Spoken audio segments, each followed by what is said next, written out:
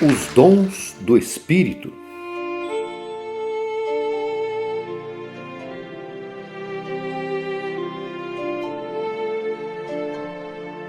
O apóstolo Paulo inicia o capítulo 12 de sua primeira carta aos Coríntios, dizendo: Não quero, irmãos, que ignoreis acerca dos dons espirituais. Nos versos 4 a 6, ele diz: Há diversidade de dons, mas o Espírito é o mesmo. E há diversidade de ministérios, mas o Senhor é o mesmo. E há diversidade de operações, mas Deus, que faz todas as coisas em todos, é o mesmo. Diversos dons, diversos ministérios e diversas operações. Mas quem distribui cada dom em cada ministério e com diferentes operações ou formas de operar, é o mesmo e único Deus. Os dons são para a obra do ministério, onde se encontra a igreja. Na segunda carta aos Coríntios, capítulo 3, versos 5 e 6, o apóstolo Paulo afirmou: Não que sejamos competentes por nós mesmos para pensar algo como de nós mesmos, senão que nossa competência provém de Deus, o qual também nos fez ministros competentes de um novo pacto, não da letra, senão do Espírito, porque a letra mata, mas o Espírito vivifica. É o Senhor que nos torna ministros competentes para exercermos os dons que Ele mesmo nos deu. Como o famoso dito que podemos repetir: O Senhor não escolhe os capacitados, mas capacita os que escolhe. Capacita através do crescimento em graça e apostolado, na forma de doutrina à qual todos fomos entregues. É hora de exercitarmos a competência que Deus nos deu. Cresçamos e amadureçamos neste entendimento para a glória do ministério do Espírito. Abba, Pai.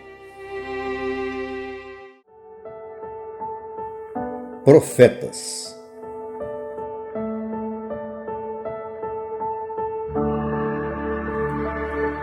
O dom profético é o mais complexo de ser abordado e compreendido.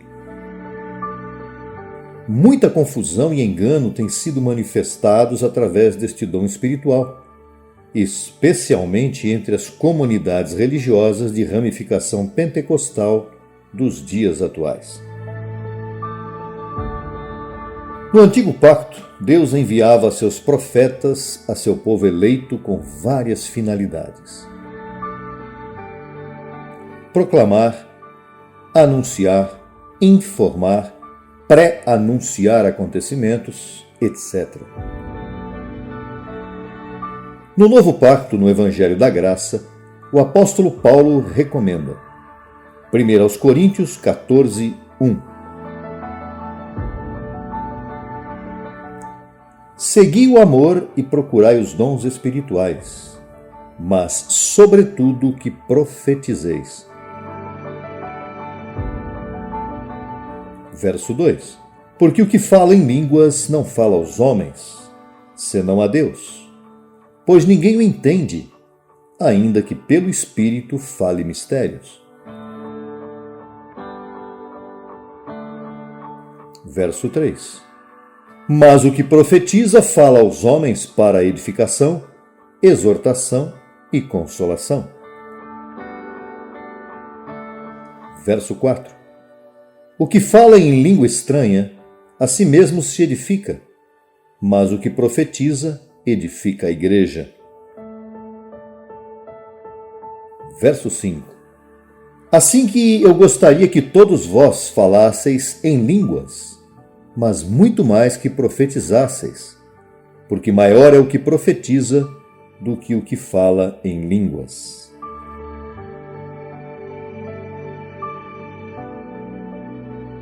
Observe que o dom de profecia na graça não está ligado a visões nem predições, ou anunciar o futuro, e sim à edificação da Igreja de Cristo.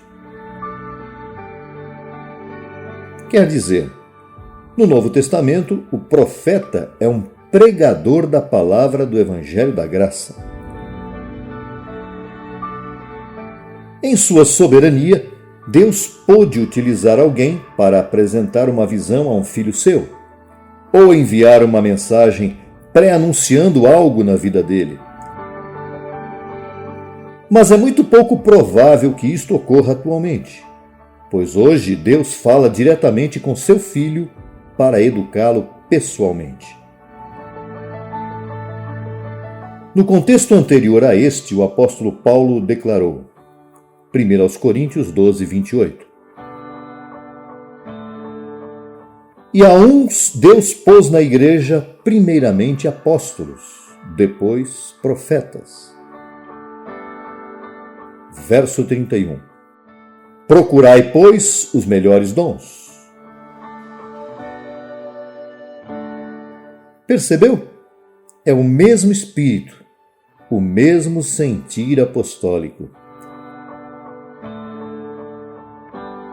Por isso, aos Efésios, no capítulo 4, verso 11, Paulo também listou o dom de profecia, de pregação, como um dom importante do Espírito de Deus.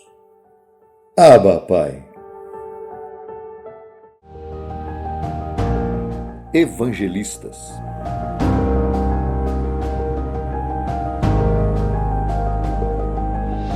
Evangelizar é divulgar o Evangelho. E somente os iluminados podemos fazer a palavra do Evangelho da Graça correr. O sistema religioso não sabe e não pode evangelizar porque não conhece o Evangelho.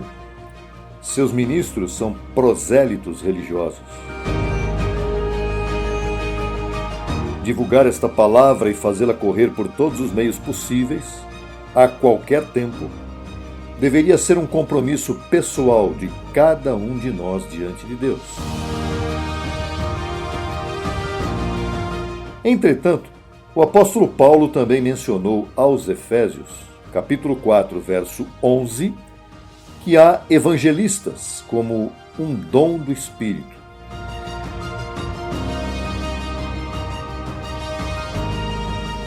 É notável quando observamos em determinados abençoados não apenas a intenção, senão o zelo em providenciar para que a palavra corra. Afinal, evangelizar é o pulsar que está no coração do evangelista em todo o tempo. Evangelista, de fato, é aquele que não perde uma oportunidade sequer para compartilhar a graça a tempo e fora de tempo. Por isso, Paulo foi imperativo com Timóteo. Segunda carta a Timóteo, capítulo 4, verso 5. Mas tu, sê sóbrio em tudo, suporta as aflições, faz a obra de um evangelista, cumpre teu ministério. Assim como nos tempos de Paulo e Timóteo, vivemos hoje uma etapa em que o trabalho de divulgação, de pregação, de evangelização em graça é extremamente necessário. Aos Romanos, citando um texto das Escrituras, o apóstolo Paulo disse, Romanos 10, 14: Como, pois, invocarão aquele no qual não creram? E como crerão naquele de quem não ouviram? E como ouvirão sem haver quem lhes pregue? E como pregarão se não forem enviados? Como está escrito: quão formosos são os pés dos que anunciam a paz, dos que anunciam boas novas. Sabemos quais são as boas novas. O Evangelho da Graça e Apostolado contém as boas novas de salvação diária para todos os eleitos. O Deus de paz está em cada um de nós. Que se manifestem os evangelistas da graça.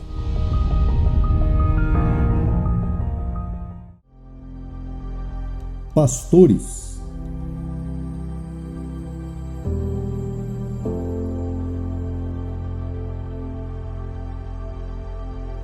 A atividade pastoral é a mais conhecida em todo o sistema religioso originário do cristianismo.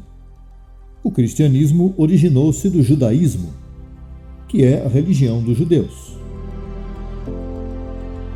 Em Ezequiel, no Antigo Pacto, lemos uma repreensão de Deus aos pastores de Israel por meio do profeta Ezequiel.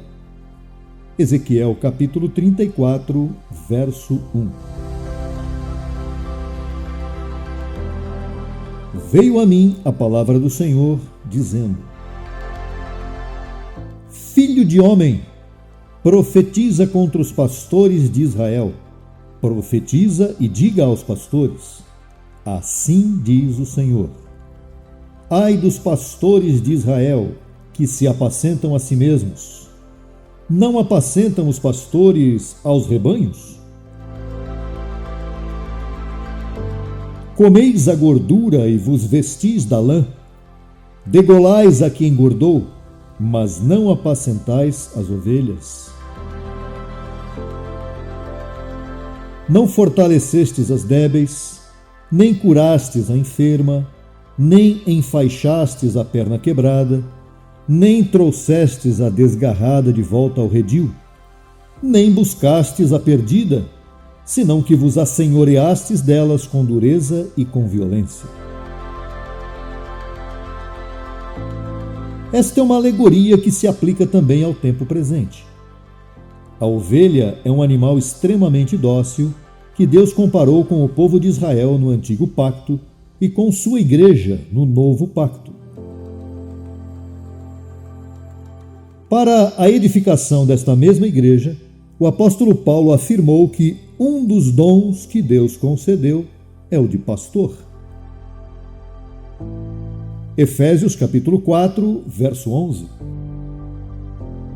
E ele mesmo constituiu a uns apóstolos, a outros profetas, a outros evangelistas, a outros pastores e mestres. É um dom concedido por Deus, não uma profissão social ou comercial. Por conta disso, o termo pastor tem sido muito mal visto nos tempos atuais.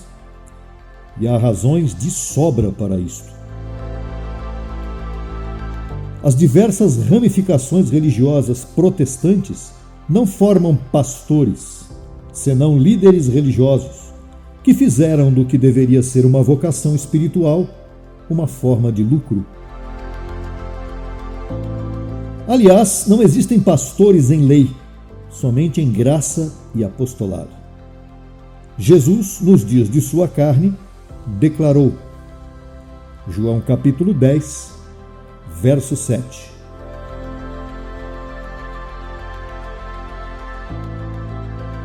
Certamente, certamente vos digo, eu sou a porta das ovelhas. Verso 9. Eu sou a porta.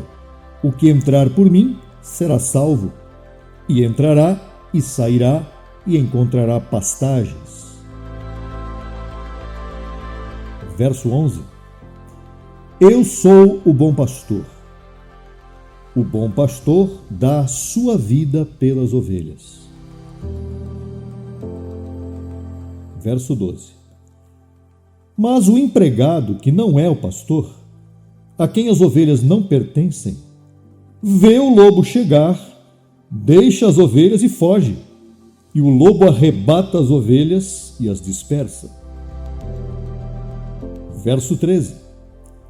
Assim que o empregado foge, porque é empregado, e as ovelhas não lhe interessam. Verso 14. Eu sou o bom pastor, conheço minhas ovelhas e as minhas me conhecem. Verso 16.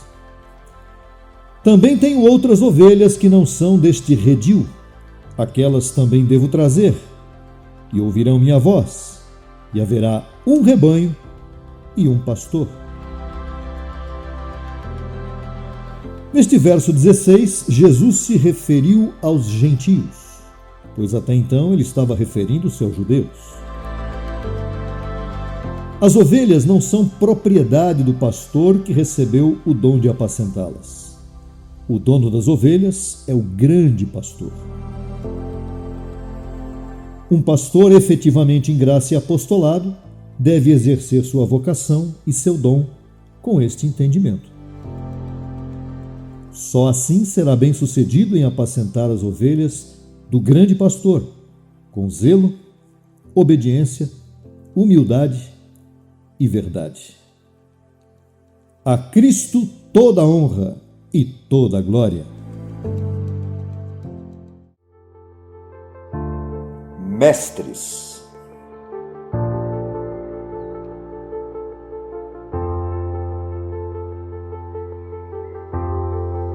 Determinadas expressões que estão na Bíblia eram próprias da religião e dos costumes judaicos.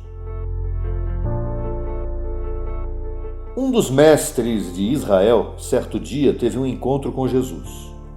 Seu nome era Nicodemos. Este encontro está narrado no livro histórico de João, capítulo 3. Os escribas eram profissionais que copiavam manuscritos e também estudavam e interpretavam as leis. Eram muito respeitados na sociedade judaica e reconhecidos também como doutores da lei. No livro histórico de Lucas, capítulo 10, verso 25, podemos ver um intérprete da lei judaica testando a Jesus. Esses embates aconteciam com frequência nos tempos de Jesus de Nazaré, especialmente com a participação dos fariseus, grupo extremamente legalista dentro da tradição judaica. Você pode ler um destes encontros em Lucas 11, 45 a 52. Entretanto, como o nosso assunto está voltado aos interesses do Evangelho da Graça, ou da incircuncisão, vamos nos deter ao Evangelho. Aos Coríntios, Paulo mencionou este dom no capítulo 12, verso 28. Quando escreveu a Tito, ele mencionou um colaborador seu por nome Zenas, que era intérprete da lei. Que interessante! Um intérprete da lei judaica, possivelmente convertido à incircuncisão. Mas foi em sua carta aos Efésios que o apóstolo Paulo aclara a importância do dom espiritual concedido aos mestres. Efésios 4:11. E ele mesmo, Cristo, constituiu a uns apóstolos, a outros profetas, a outros evangelistas, a outros pastores e mestres, a fim de aperfeiçoar aos santos para a obra do ministério, para a edificação do corpo de Cristo, até que todos cheguemos à unidade da fé e do conhecimento do Filho de Deus, a um varão perfeito, à medida da estatura da plenitude de Cristo. para que já não sejamos crianças flutuantes, levados para todos os lugares por ventos de doutrina, por estratagemas de homens que, para enganar, empregam com astúcia as artimanhas do erro. Senão que, seguindo a verdade em amor, cresçamos em tudo naquele que é a cabeça, isto é, Cristo. Examinando este texto, nota-se claramente que o dom de mestre é um dos mais importantes do tempo presente. A Cristo, o mestre dos mestres, toda honra e toda glória.